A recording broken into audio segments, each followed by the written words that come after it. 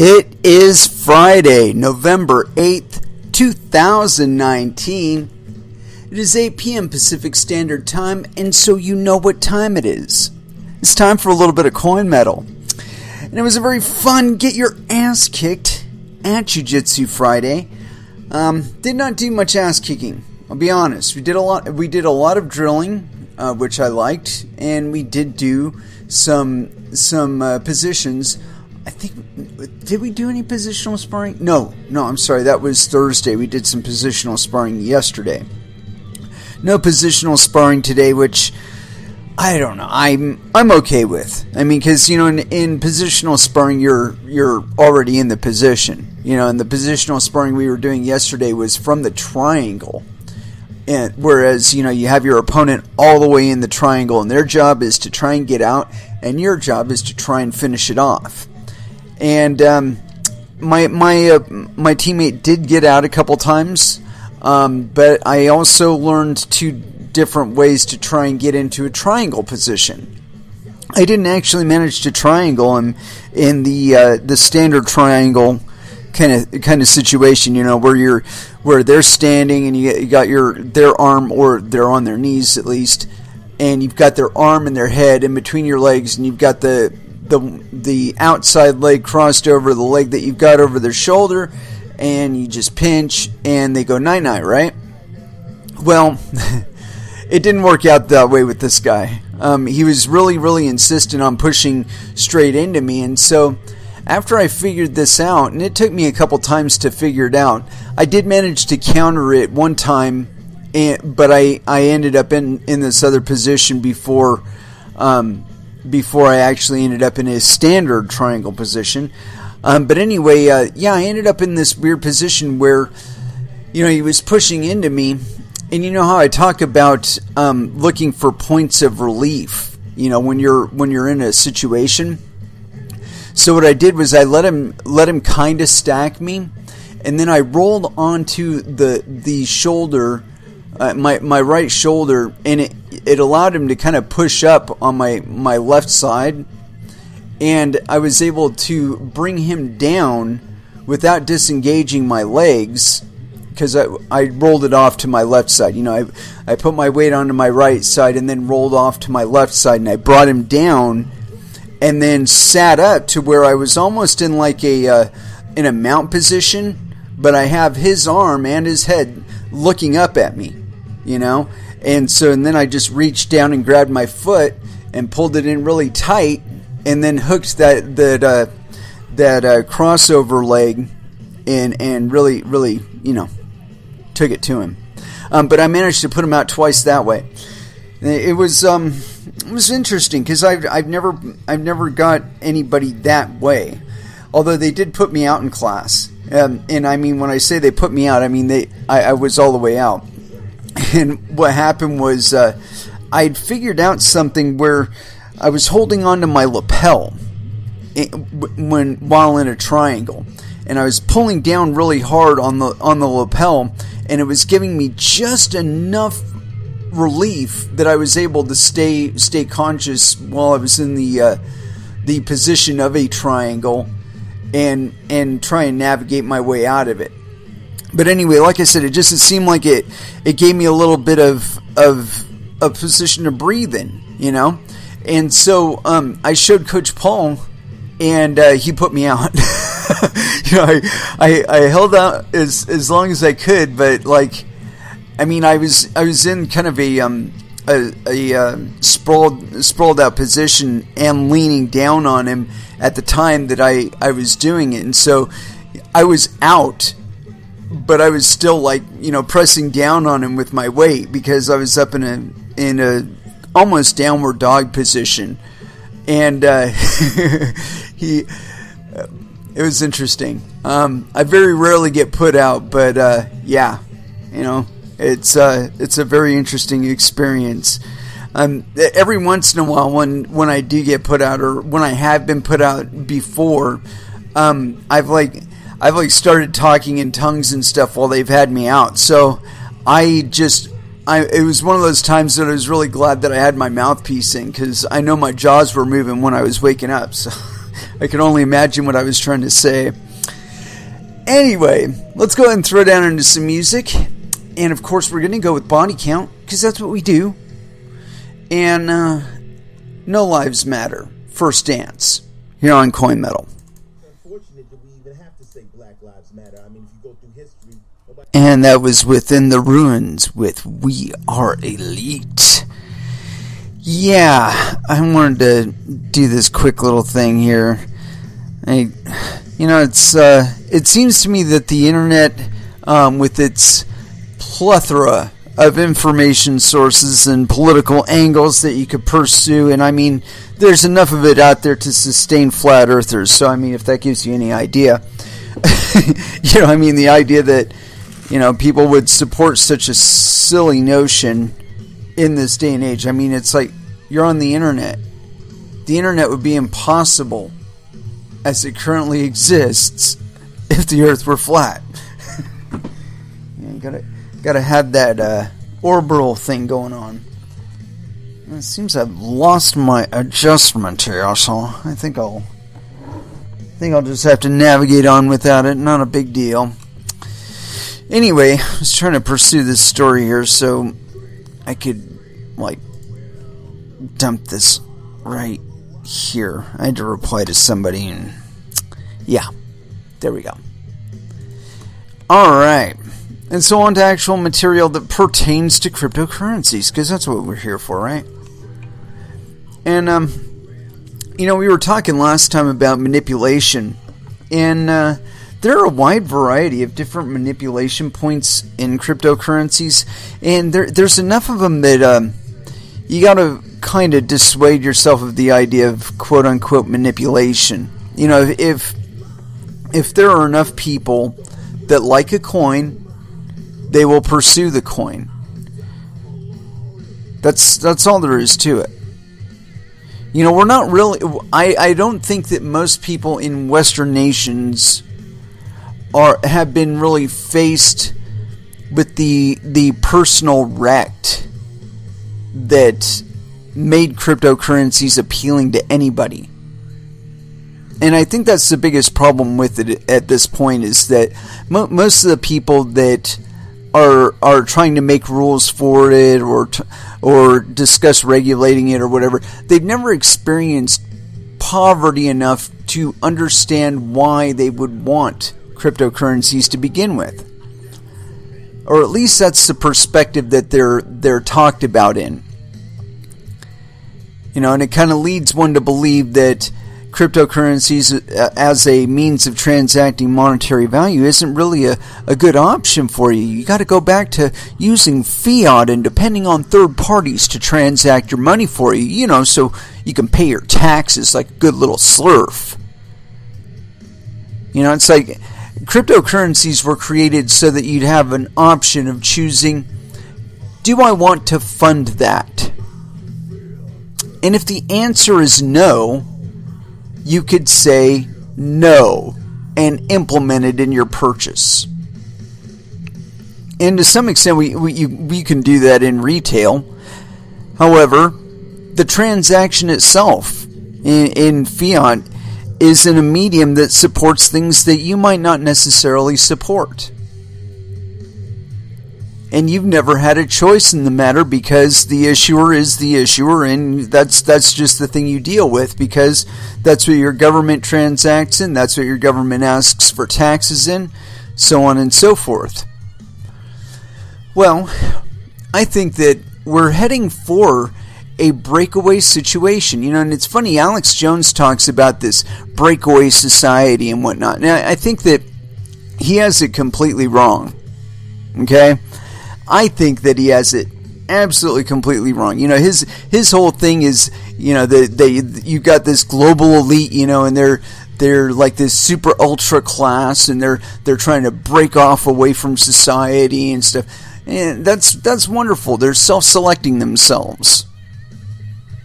And that in itself would be a danger if we were in a situation where they really were controlling all of the strings. But we're not. Most of the strings are imaginary and imposed. You experience them because you're driving on the roads that were made by these people.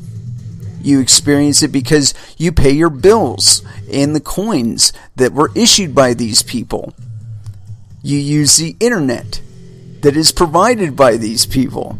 And so that's where you experience those points. And there's ways to change the rules so that you don't necessarily have to do that anymore. And that was one of the things that we splintered off in the beginning of cryptocurrencies. It's like, okay, well, we've got the thing covered where we could run our own networks and transact monetary value on our networks and completely exclude the rest of the planet. We've got that covered. But what about the internet itself? The transfer medium that we conduct our transactions on. What if there were a point when they being the people in control of the internet networks, the ISPs and the servers and all that business. What if they were the ones that were complicit in, say, tracking packets or doing something like that and reporting on you to make you comply with regulations or taxation or some other shit like that. So, we started talking about things like alternative networks. And see, I believe that's something that's both here today and will be in the future. I believe it'll become bigger in the future, that at some point or another the internet itself will become like UHF and VHF. How we kind of got off of those and went to cable, and then we went to streaming. We went to fiber optic, and we went to satellite. These are different mediums for conducting a network, right? Well, I think the capabilities that our hand devices have to wirelessly communicate with one another enabled the possibilities for different types of networks to be established, ones that don't necessarily interact with the internet proper, and that at some point or another that is going to be what people transact in and transition to, just to be able to maintain true freedom, that this technology enables, and to enjoy all of the great things that it does provide without the taxation and surveillance that it seems certain entities are wishing to impose on the internet. It exists to some extent now, but how it's applied, how it's actually utilized can be changed over time. And this is something that people don't really pay too much attention to. Really, how can you go through something as traumatizing as the last election? And really, think about this. Every single poll that you read about on the internet said that Hillary was going to win. The Democrats were convinced they had it completely sewn up and there was no possible way that Trump could win, and all of the things that were going on during Obama were just going to carry on through into a Clinton presidency and everything was going to be wonderful. Then the election happened, the results came in, and Trump won. And everything has changed since. All of those wonderful surveillance capabilities that we were hunting for, that we were trying to pass through in legislation and shit during Obama's administration and during Bush's administration, are now in the hands of Trump. Doesn't that sound wonderful? We got Guantanamo Bay. We got black sites all over the planet. And Trump runs that shit. Now, these are the things to consider when you're talking about, what do I want to fund? Right? When you have a choice of whether or not you want to fund something, if you find out the funding for some program that you're participating in or some taxation that you're paying is going to funding black sites where people are just, ganked off the street somewhere in some other country and held for some indefinite period of time and tortured and interrogated. If you had the opportunity to say,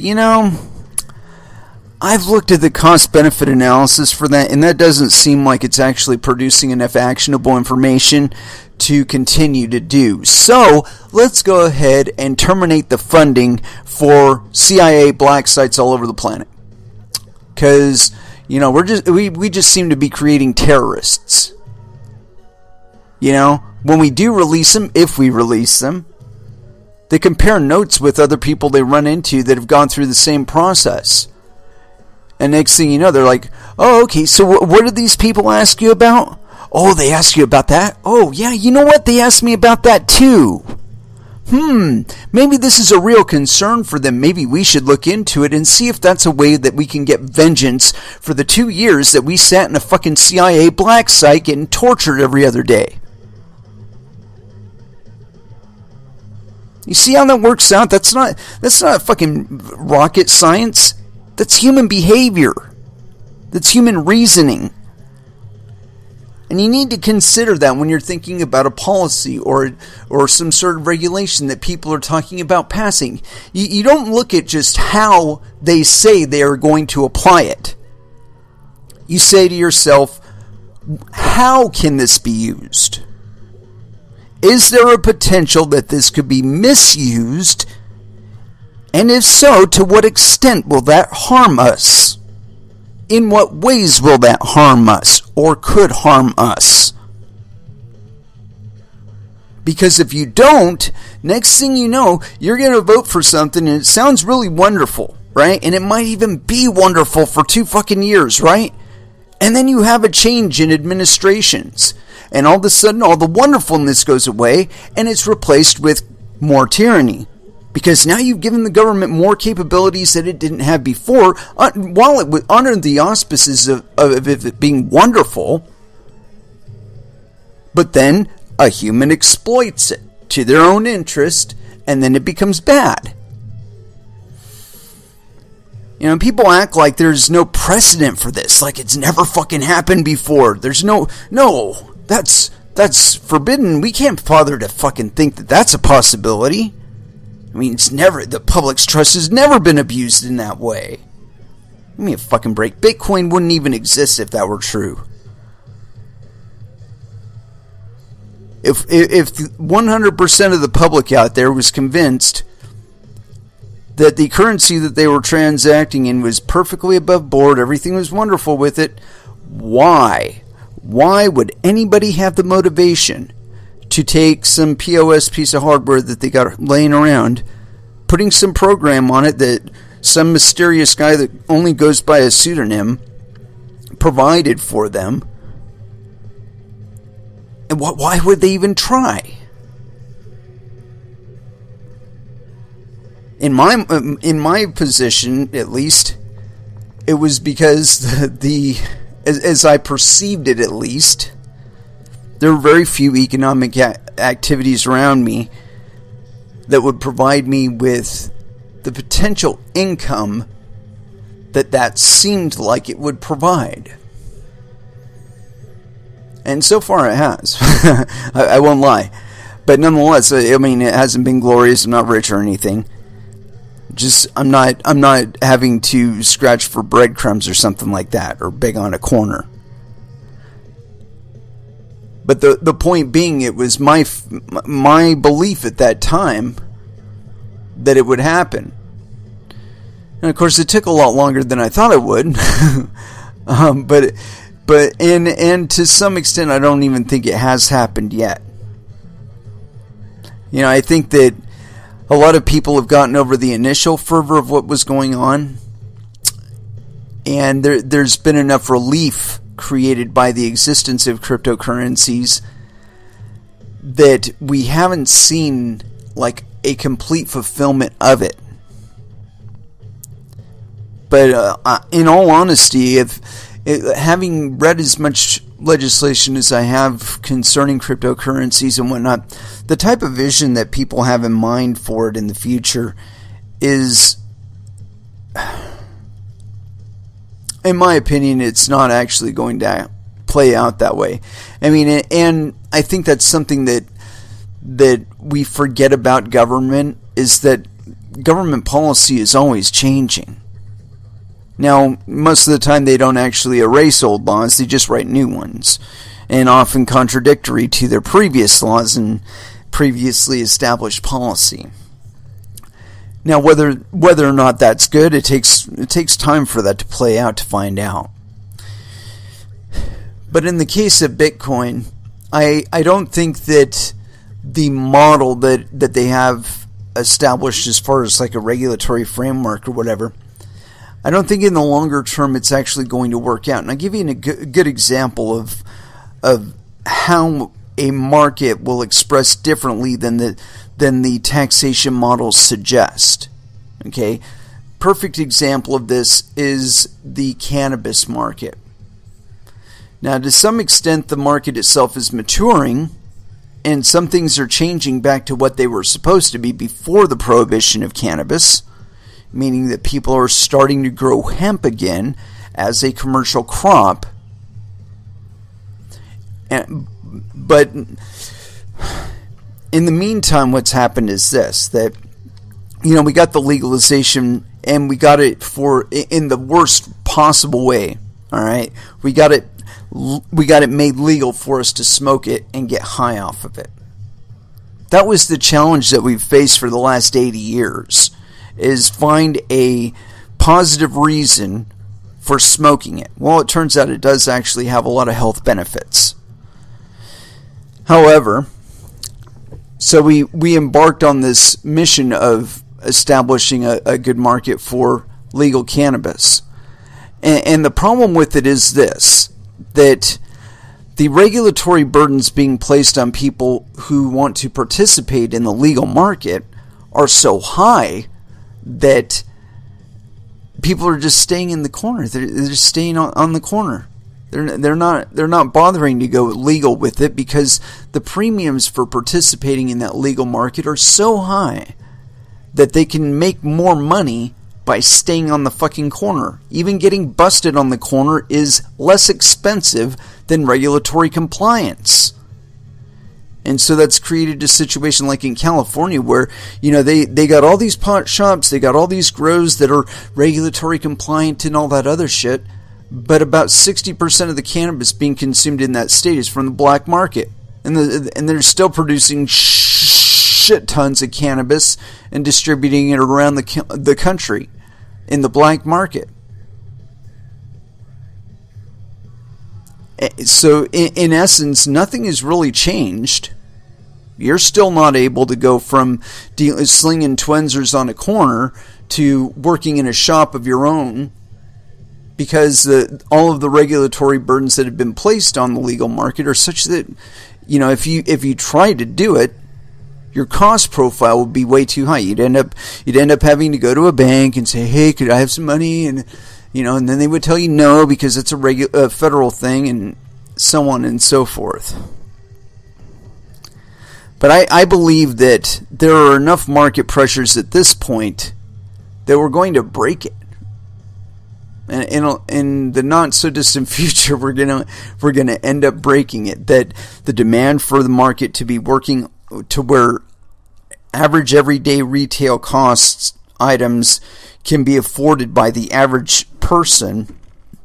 Until we get there, it's like when you go to work and you work in the check that you get from working, until it balances out that the time you spend working gives you enough monetary value that you can pay for everyday items and still keep a roof over your head and all that other bullshit, we're going to continue to see this split where you have the Federal Reserve regulated market and denominated market, and then you have cryptocurrency regulated market. And soon enough, it's not just going to be dollars that we're displacing in the market, but actual, large volumes of physical business. Because again, this regulatory burden, it's not going to go away. They're still opening up offices. They're still hiring people. They're still drawing up fucking retirement plans for these people. And all that shit costs money. Anyway, let's get into some articles. I've actually got a few of those that I want to get into today. And this one is kind of interesting. We've been hearing that story about how one trader supposedly caused that 2017 spike. Well, we've already debunked that multiple times on this show, but if you need to debunk it yourself, just look at the transaction volume chart for Bitcoin. You'll see this huge fucking spike, and I guarantee you, if you take the time for the time period, it actually corresponds with the price increase of Bitcoin. It gives you an idea. It's called supply and demand. You know, there's only so much block space there. Anyway, continuing on. I got this article here. It's on beincrypto.com. Could a potential whale extinction be good for Bitcoin? And this is by Julian Thomas. And let's see, when was this thing authored? It says 1 minute ago, but that's bullshit because it's been on my browser for longer than a minute. So anyway, continuing on. While one whale probably did not manipulate the 2017 Bitcoin price rally to its all-time high, it is reasonably accepted that whales do have the power to manipulate the nascent Bitcoin market and all others. For this reason, Twitter account Whale Alerts co-founder Frank Weert feels that Bitcoin could benefit from a whale extinction. Weert is of the opinion that these whales still have enough sway to affect the market, but he is also hopeful that in the years to come that the distribution of Bitcoin will get better and that it could dissolve some of these big players or at least lessen their impact on the market. Yeah, that's never going to happen. The future of Bitcoin as an adopted and normalized investment asset is currently hinged on its chances of becoming an ETF in the US. No, that's bullshit too. However, the SEC has continuously put its foot down on making this a reality, citing market manipulation as one of the reasons. Yeah, that's bullshit too. Bitcoin whales making a splash.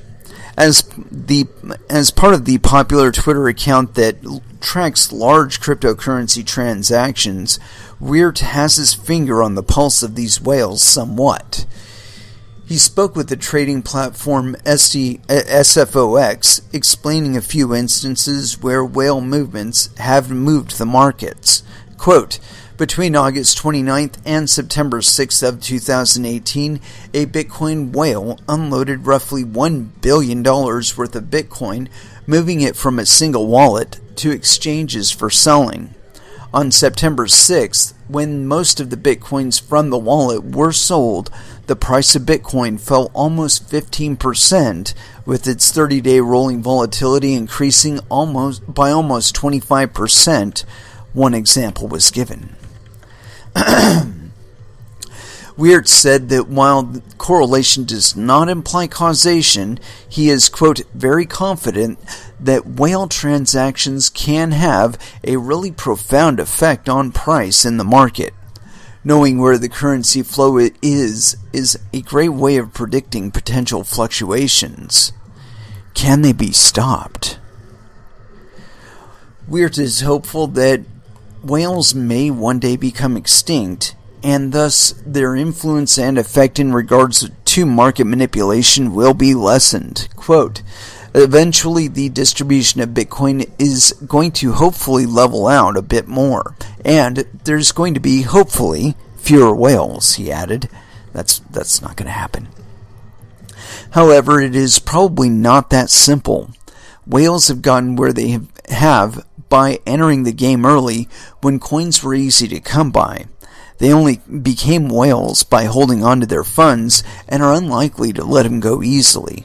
That's not true either. Proportionally, the fluctuating value of their haul will stay relative to the effect they can have on the market if they do indeed decide to continue hodling or even adding. The only threat they may face would be institutional investment firms accumulating coins that rival them, and it would be presumed that their modus operandi would not be purposeful market manipulation. Yeah, whatever, dude. You're writing on behalf of one of those fucking interests. What are you talking about? Continuing on. And there's nothing else there. Let me see if there's any comments. Let me see. if there's any comments. And there's none. Can you believe that? Pfft. Anyway, yeah, this whole whale bullshit is just that. It's a bunch of bullshit. For one thing, whales accumulate their funds through a variety of ways. They convert some US dollars into Bitcoin or other fiat currency into Bitcoin in a large volume, thus acquiring a large volume of Bitcoin on their own. They can mine them, and not just way back when, but they can continue to mine now. And they can trade for them. And that's one of the things that this person is leaving out, is the idea of altcoins. There's plenty of arbitrage going on between altcoin hodlers and Bitcoin hodlers. And I think that's one of the lesser acknowledged things about cryptocurrency. It's funny, Coinbase the other day was talking about how they've made I think it was $250 million since last year, or more than their last quarter, or some shit like that. And then somebody pointed out that only $2 million of that was Bitcoin. That the other $178 million was in altcoins. Yeah. Yeah. How convenient to kind of step over that one, right? Anyway. Let's go ahead and throw back down into some music. I think it's been long enough, right? I'm not polluting you guys with too much. And I've been wanting to play Between the Buried and Me, but this the albums that I bought, it seems like they're concept albums, and maybe that's all their work. I'm not really sure. But anyway, let's try Millions. Between the Buried and Me. Millions. Here on Coin Metal.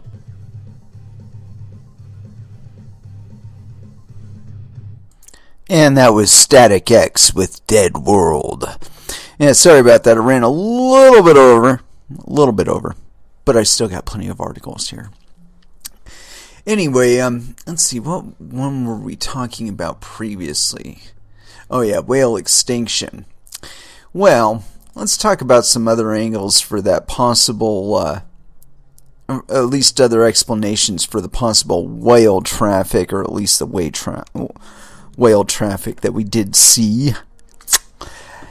And yeah, so this is another little addition, a possible distortion point that the prices of Bitcoin and crypto at large are affected. Now, whether or not we call it quote-unquote manipulation or we call it market action, it's still actions enacted by individuals that are participating in the market. And so, in the grand scheme of things, when we're talking about the quote-unquote invisible hand, we're not talking about some entity that is entirely sentient and managing every single event within the economy. What we are talking about with regard to the invisible hand is all of those effects. All of them. Your effect. Every single buy and sell you make, every single buy and sell I make, all the coins I hodl, all the coins you hodl. The state of those currencies and their location and the rate that they're being exchanged, all of this composes the quote-unquote invisible hand. And so in truth, there is no such thing as market distortions. Everything always comes back to flow. No entity exists forever. No state is permanent. Everything is temporary. And so I got this thing here. It's on Coindesk.com. Tether says its stablecoin is fully backed again. Number one, I don't believe that, but we'll continue. This is by Nicholas D. It's authored on November 8th, 2019 at 10 UTC. USDT tokens are now fully backed by Tether's reserves, the stablecoin issuer said Thursday. Tether published a response to what it described as a, quote, flawed paper written by John Griffin, a professor of finance at University of Texas at Austin, and Amin Shams, an instructor at Ohio State University, which claimed a single address on the Bitfinex exchange was responsible for manipulating the Bitcoin market in late 2017, sparking the bull market. The paper was an update to a version first published in the summer of 2018. Tether pushed back on this claim, saying in Thursday's statement that the, quote, revised paper is a watered-down and embarrassing walkback of the first version. Perhaps more intriguing, however, was the claim that, quote, all Tether tokens are fully backed by reserves. Whether or not USDT is fully backed has long been a point of contention. The company has promised an audit of its stablecoin reserves, although it has not delivered one, and has since dissolved its relationship with its auditor, produced a third-party report saying it likely had more funds than outstanding tokens, and had a bank write a letter vouching for its holdings. The two latter reports both acted as snapshots, only assuring the crypto community that on specific days, Tether's obligations did not exceed its assets. Tether's backing is even the subject of inquiry by the New York State Attorney General's office. Nevertheless, Tether maintained that its tokens were fully backed until April 2019, when General Counsel Stuart Hoegner wrote in an affidavit that USDT was backed by, quote, cash and cash equivalents representing approximately 74% of the current outstanding Tethers. At the time, Tether held $2.1 billion in assets, with 2.8 billion USDT tokens issued on the Omni blockchain. According to a block explorer, this number has fallen since then to $1.775 billion. However, a further 2 billion USDT is in circulation as an ERC20 token.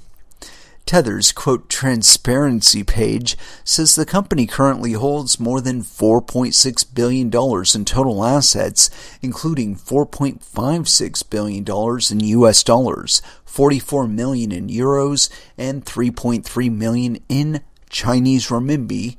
Amounts are converted.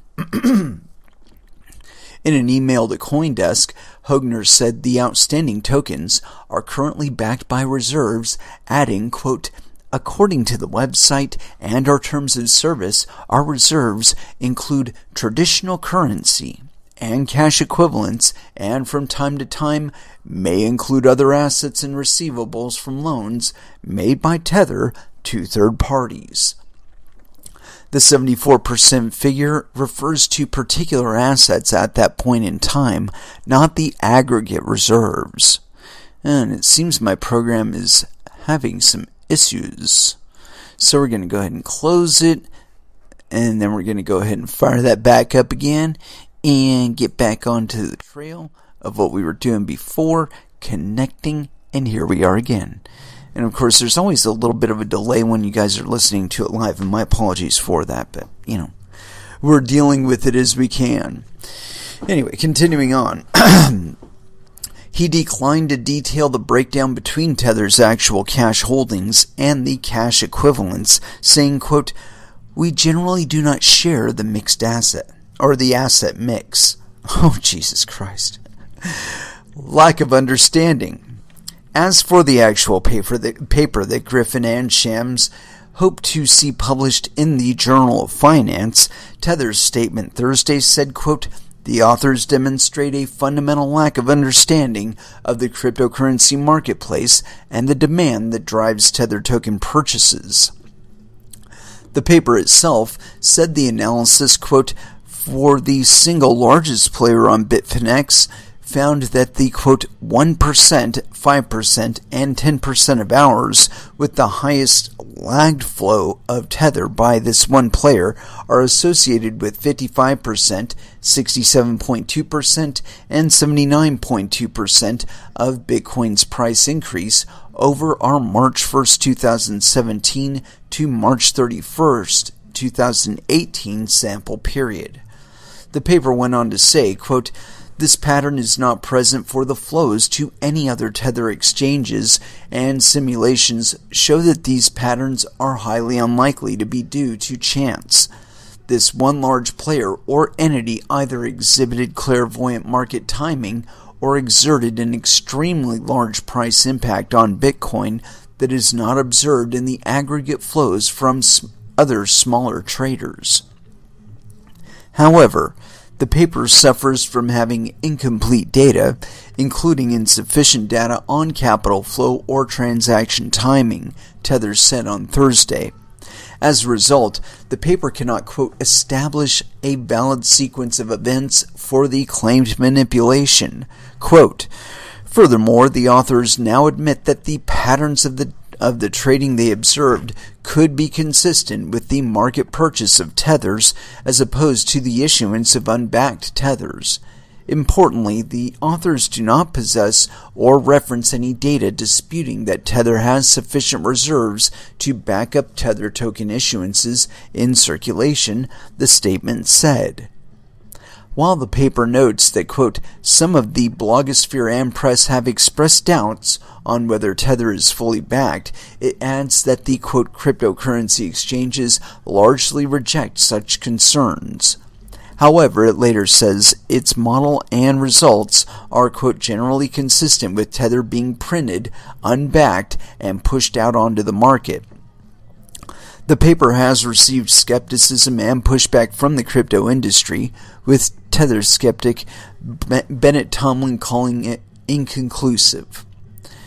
Yeah, I've never doubted that Tether is participating in naked short selling.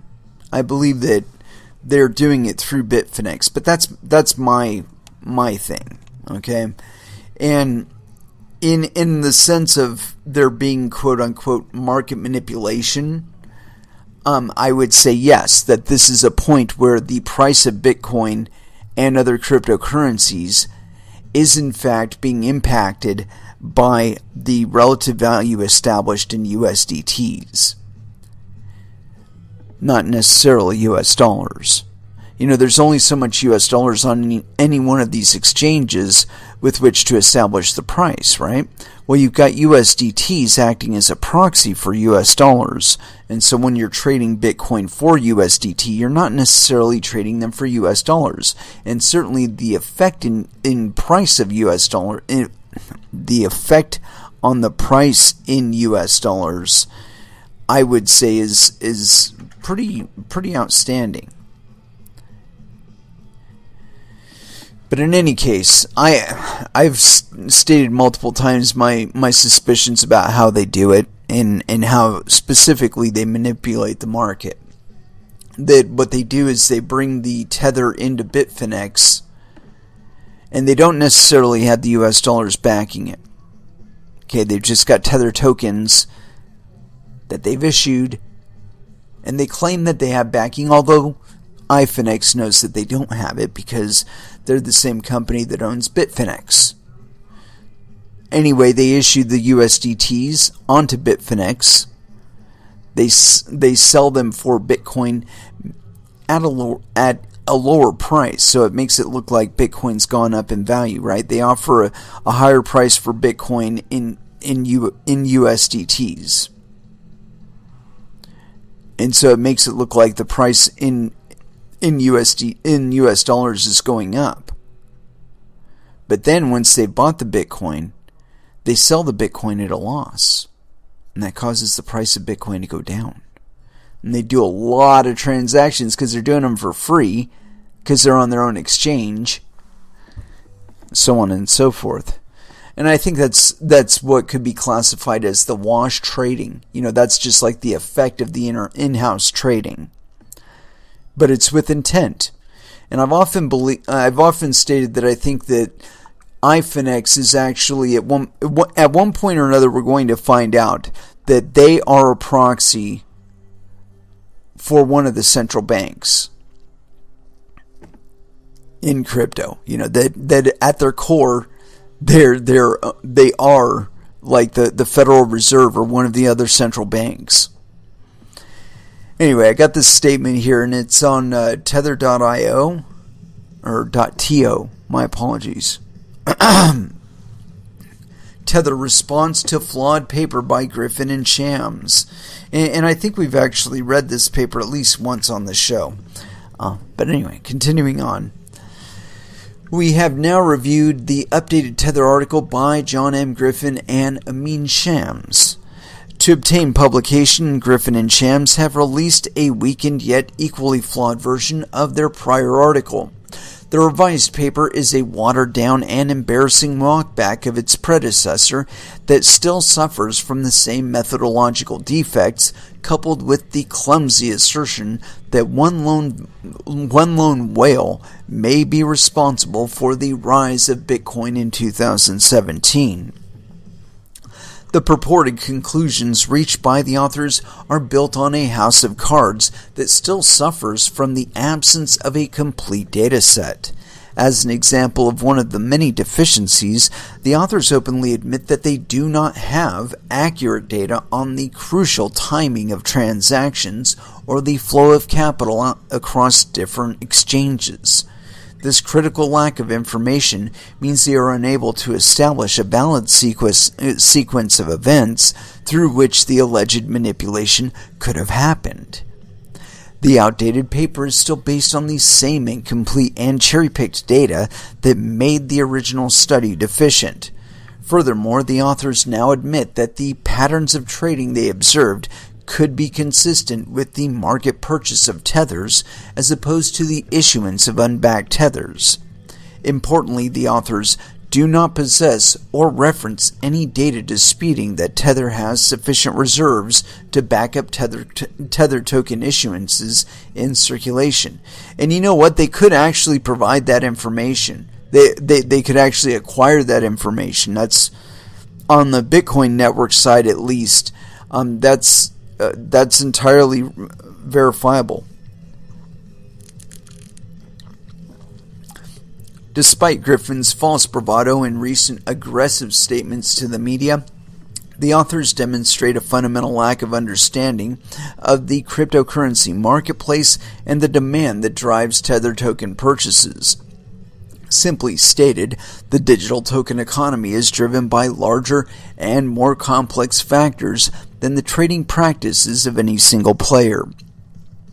Judging by the reaction to the updated paper, sophisticated and experienced traders in the ecosystem appear to fully understand this concept.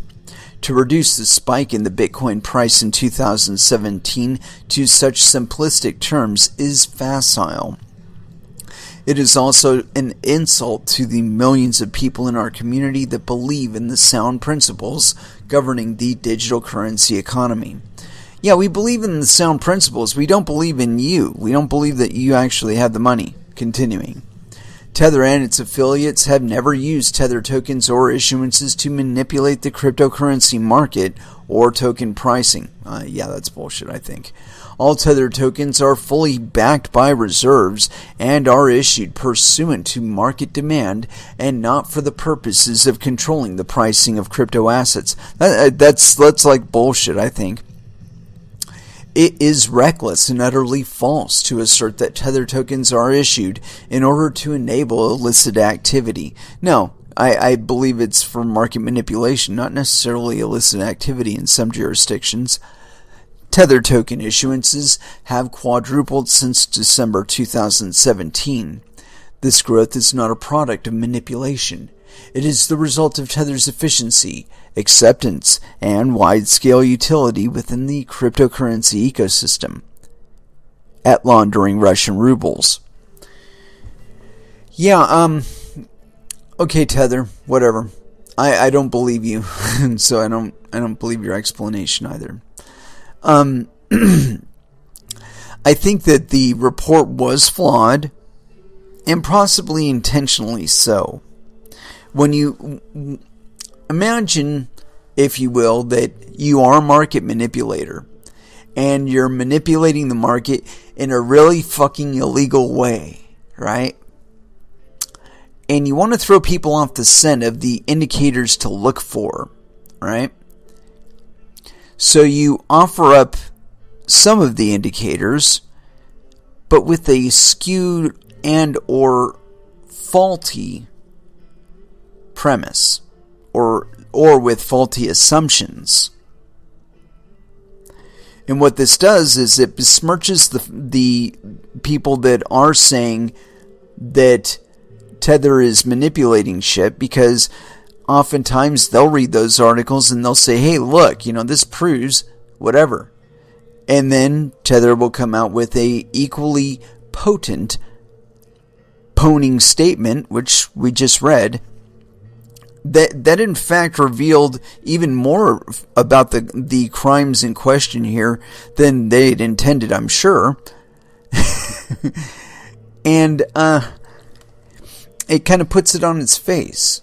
It puts the study that those guys did on its face, at least, or plausibly so.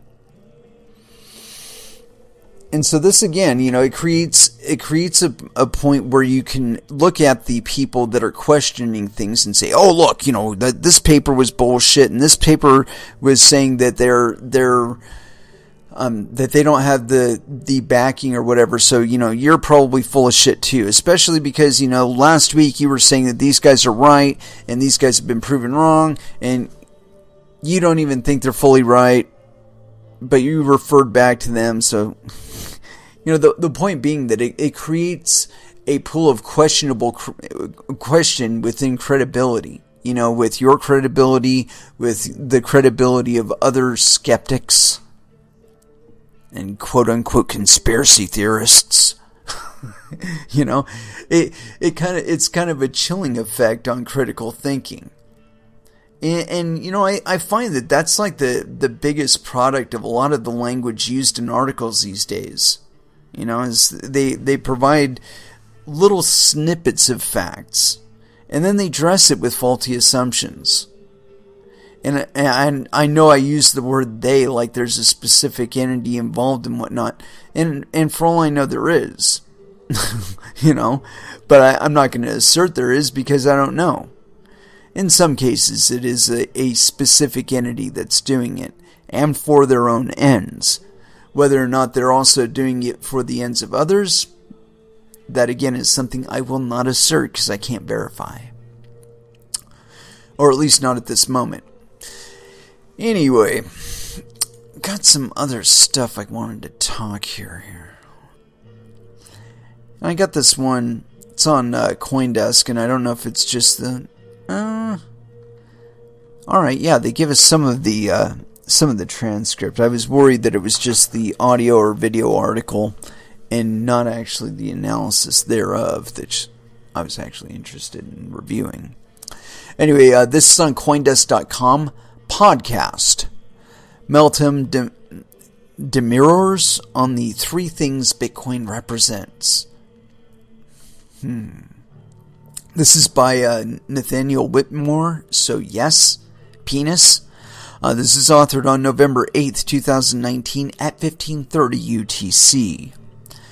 Quote, let's untangle that a bit, says Meltem demurs, the chief strategy officer of CoinShares. Quote, Bitcoin represents 3 different things.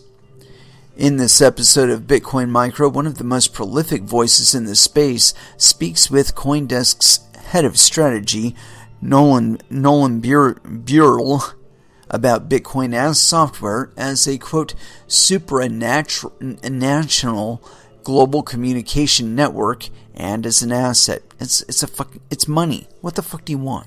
Quote, for traditional investors, it's sort of a challenging paradigm when these 3 things are wrapped together, Demers explained. The conversation takes place ahead of Demir's appearance at CoinDesk's Invest NYC conference on Tuesday, November 12th. The Bitcoin Macro Pop-Up Podcast series features speakers and themes from the event, which explores Bitcoin's current role in the global financial system. On the podcast, Demir talks with Burrell about why crypto is all-encompassing to the people in the space, but barely registers for most investors.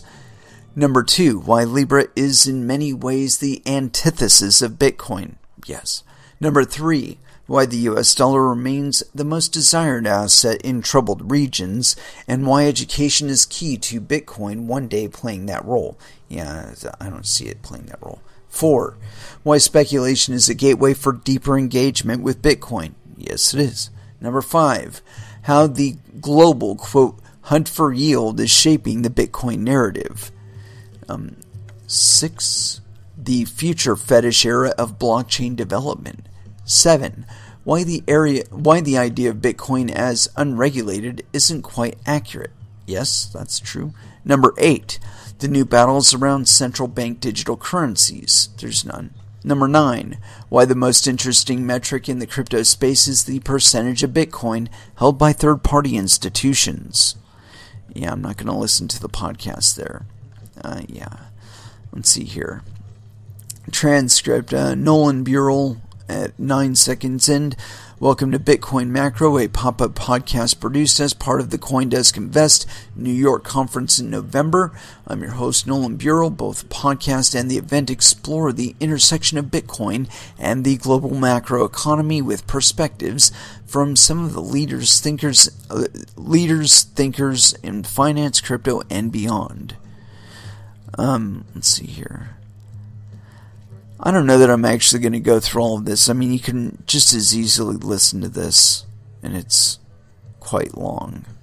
And yeah, I'm not going to read this transcript. I'm sorry. It's only, although if you do want to listen to it, you're more than welcome to. It's on CoinDesk. You can find it there. Why the hell would they do that? Why would they put a whole fucking podcast in transcript form? We did hunt down that one. We hunted down that one. That's pretty funny, actually. Let's go with that one. FTC commissioner cites Libra in support of Fed's real-time payment system. Danny Nelson authored this. This is authored on November 8th, 2019 at 6 UTC. The Libra cryptocurrency project should be sufficient motivation for the Federal Reserve launch a real-time payment system, a senior government official wrote on Thursday.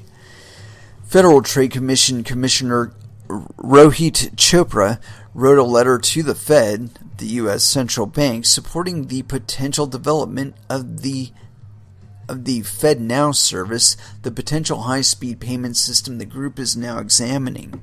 And joining other government officials worldwide, Chopra criticized Libra, the Facebook-led cryptocurrency project first unveiled in June. Quote, the vague and scant details on the platform's proposed shadow global central bank have sounded international alarm bells, particularly in light of Facebook's ongoing scandals and reputation for abuse. He wrote, quote, the laundry list of risks raised by the Libra project will take time to unpack and address. I share these serious concerns raised by Chairman Jerome Powell and Governor Lael Brainerd. However, he sees getting a public sector solution to the current payment system as more important, writing, quote, regardless of Libra's ultimate fate, the proposal's emergence underscores the appetite for real-time payments and the urgency of intervention by the Federal Reserve. He sees demand for fast payments, noting the pent-up frustration with large bank fees and taxation, noting other real-time technologies have been spreading rapidly. It is not clear what FedNow could look like, nor how it would operate.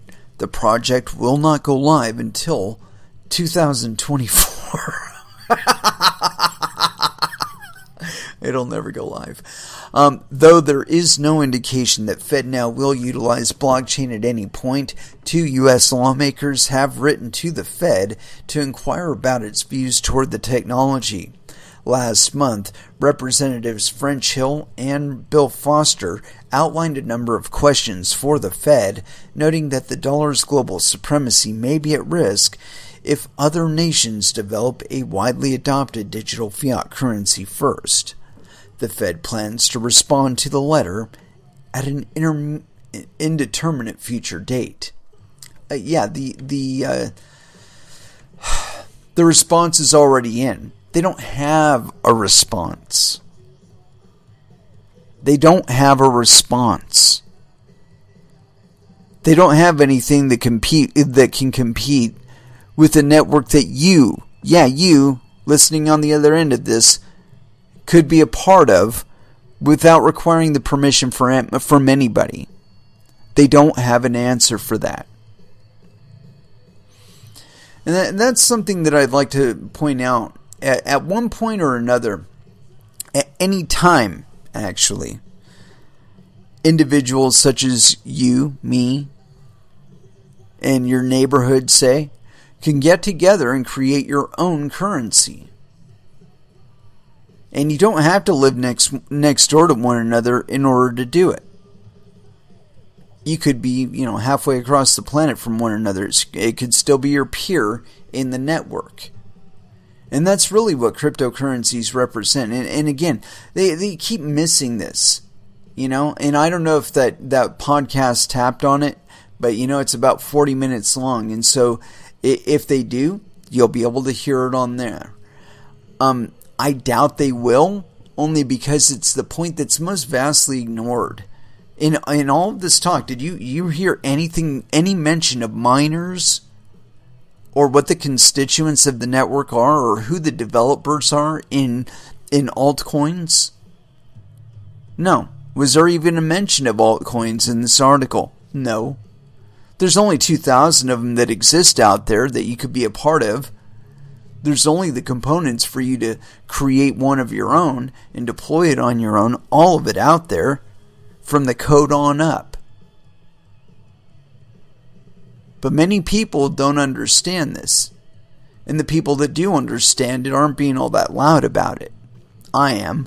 But that's because I understand it, and I can see that it's in my own interest and the interest of everybody around me, for individuals such as myself, to involve ourselves in these kinds of projects.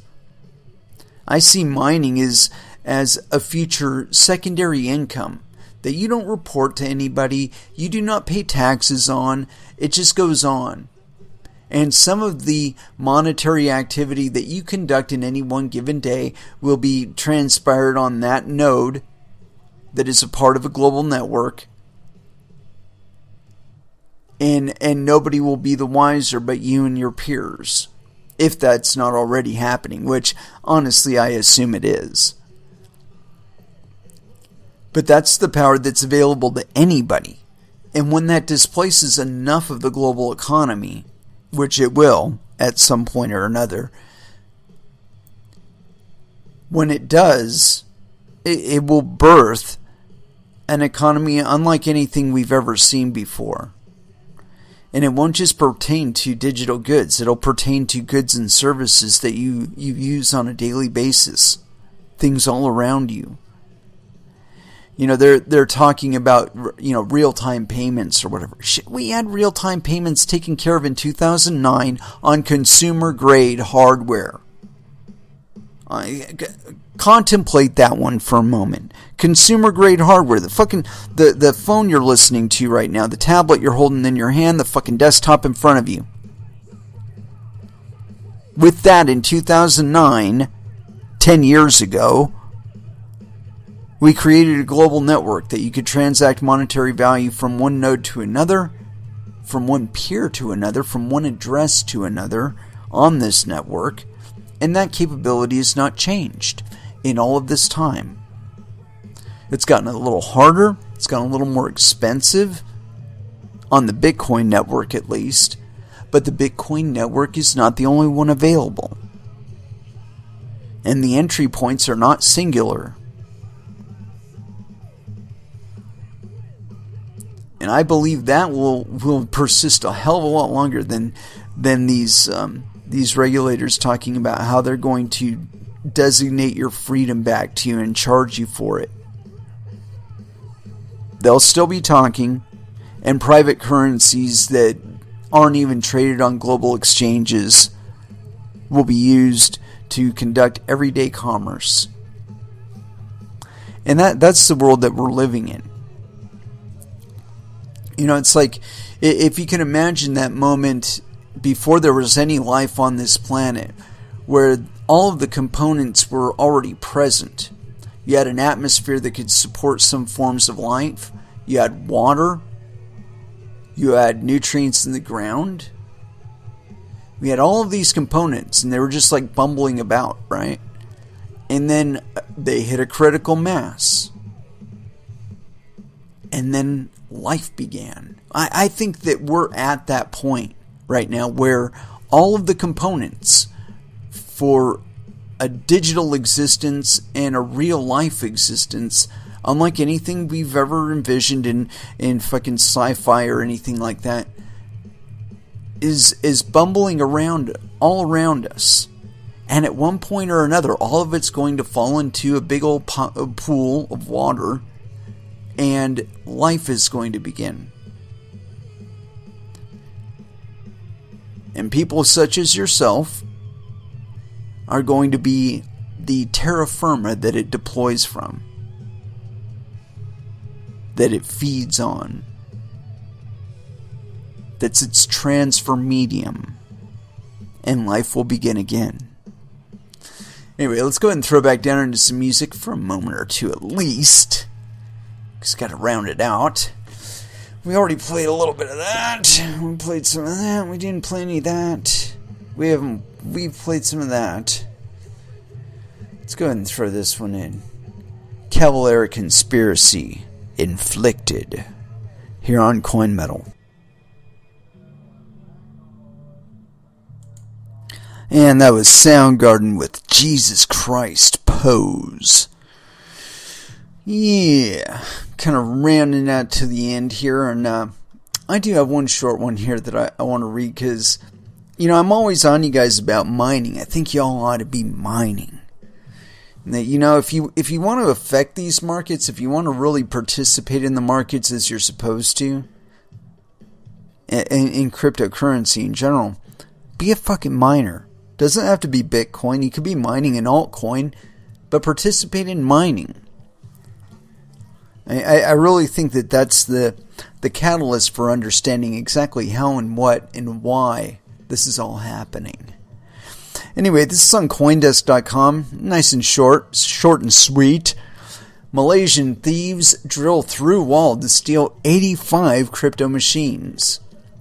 And this is authored on November 7th, 2019 at 15:30 UTC by William Foxley. So yes, penis. Malaysian authorities have apprehended 5 men charged with stealing 85 Bitcoin machines. The police captured the men in a police raid on November 2nd. The Sun Daily reports that 4 men and 1 woman rented a building in Seremban, Malaysia, adjacent to a warehouse storing the Bitcoin machines. The 5 drilled through the concrete wall connecting the 2 buildings. All the suspects were friends without past criminal records, the Sun writes. Worth $10,300 each, the machines were most likely Bitcoin mining rigs, although local police did not specify. Yeah, probably because they're in police custody mining right now. On October 29th, a shopkeeper lodged a police report following the missing of 85 Bitcoin machines. Seremban Police Chief Subtamud Said Ibrahim said in press conference. Subsequently, police conducted raids and arrested suspects aged between 25 and 46 years old.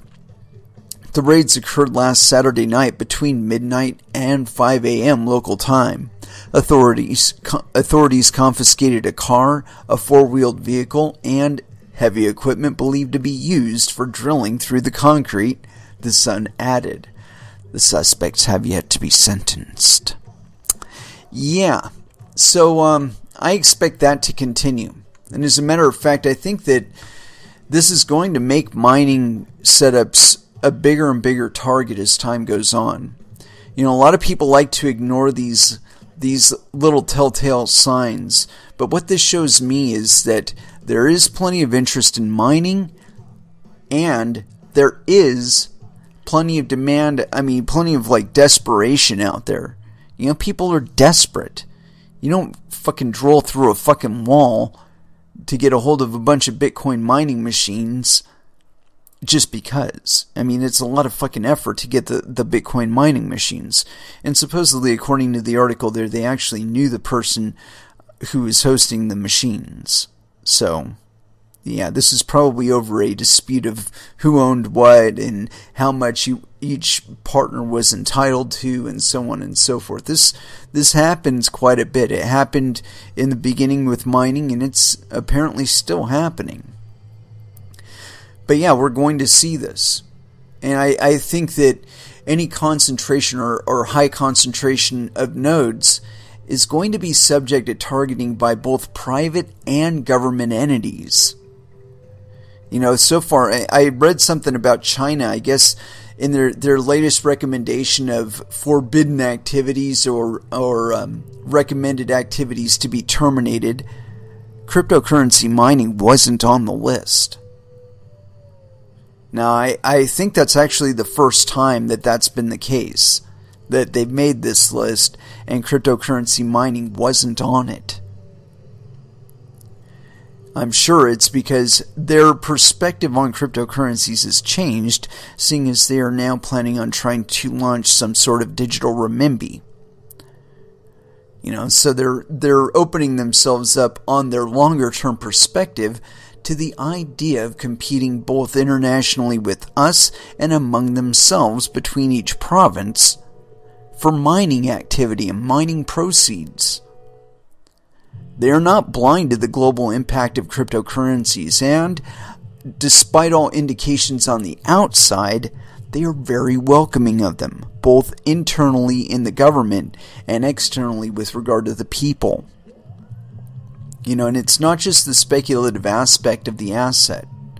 It is the asset itself and the fact that it can be used as money without the permission of any national or international entity. That's so fucking important. Governments are going to get into this even more, and they are going to compete on a level that we've never seen before. But I think that the prospect of mining is going to stay in a very unregulated state, and so it will have to be a criminal activity such as theft for there to be any kind of state action in it. But anyway, it is with that I'd like to close out this episode. Thank you very much for listening. I certainly do appreciate the support. We will be back again on Monday at 8 p.m. Pacific Standard Time. And so until then, I want y'all to trade safe. Do your homework. And watch out for your own bunghole, because nobody else is going to do it for you. And as far as our last dance is concerned, I've been mulling about this one, and I've been wanting to play it, because I don't think I played any Static X today. No. I take that back. I might have played one song by Static X, but I'm not 100% sure. I don't think I did. So anyway, we're going to play one by Wayne Static, and it's my favorite song on his album. And if I can find it. Where is it? Ah, here we go. Nice and short, Around the Turn, Last Dance, here on Coin Metal. Thank you again for listening, and you all have an excellent weekend. Good night.